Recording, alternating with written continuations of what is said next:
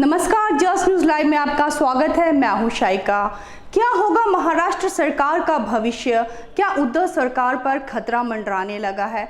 ये सवाल इसलिए भी अहम हो गया है क्योंकि मौजूदा समय में महाराष्ट्र में कोरोना के मामले जिस तरह से बढ़ रहे हैं उससे उद्धव सरकार के सहयोगी दलों में खींचतान शुरू हो गई है। इसी के मद्देनजर महाराष्ट्र के सीएम उद्धव ठाकरे ने कोरोना को लेकर सहयोगी दलों की बैठक भी बुलाई। इस बैठक में शिवसेना, राष्ट्रवादी कांग्रेस पार्टी और कांग्रेस के नेता शामिल हुए। अब आपको बताते हैं आखिर महाराष्ट्र की राजनीति में भूचाल क्यों आया।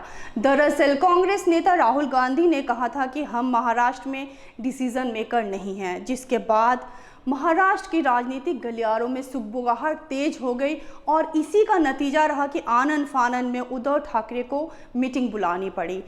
आपको सुनवाते हैं राहुल गांधी का वो बयान जिसको लेकर अटकलें तेज हो गई थी। We are supporting the government in Maharashtra, but we are not the key decision maker in Maharashtra. We are the key decision maker in Punjab. We are the key decision maker in Chhattisgarh, in Rajasthan, in Pondicherry.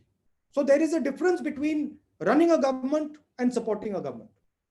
However, Maharashtra is struggling because of the nature of its connectivity. Rahul के बयान के बाद BJP को भी राहुल पर पलटवार करने का मौका मिल गया। केंद्रीय मंत्री और बीजेपी नेता रविशंकर प्रसाद ने कहा कि राहुल गांधी महाराष्ट्र सरकार की विफलता से भाग रहे हैं। महाराष्ट्र के बारे में राहुल कहते हैं कि फैसले में हम शामिल नहीं हैं, मतलब वो महाराष्ट्र सरकार की विफलता से बचना चाहते हैं।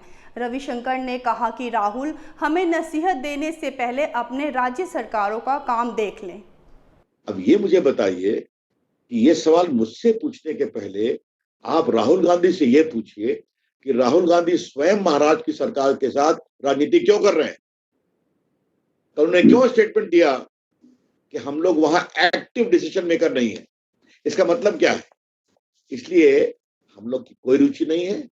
हम लोग की एकमात्र रुचि यही है, हमारा संकल्प यही है कि कोरोना के खिलाफ लड़ाई में हमारी विजय होनी चाहिए। उधर शिवसेना के मुखपत्र सामना में ये दावा किया गया कि महाराष्ट्र में सरकार स्थिर है। बीजेपी को आड़ो हाथ लेते हुए संपादकीय में कहा गया है कि महाराष्ट्र में राष्ट्रपति शासन की मांग करने वालों को गुजरात में ऐसी मांग करनी चाहिए। राज्यपाल को ऐसी विपक्षी पार्टी की खिंचाई करनी चाहिए जो कोरोना पर राजनीति कर रही है।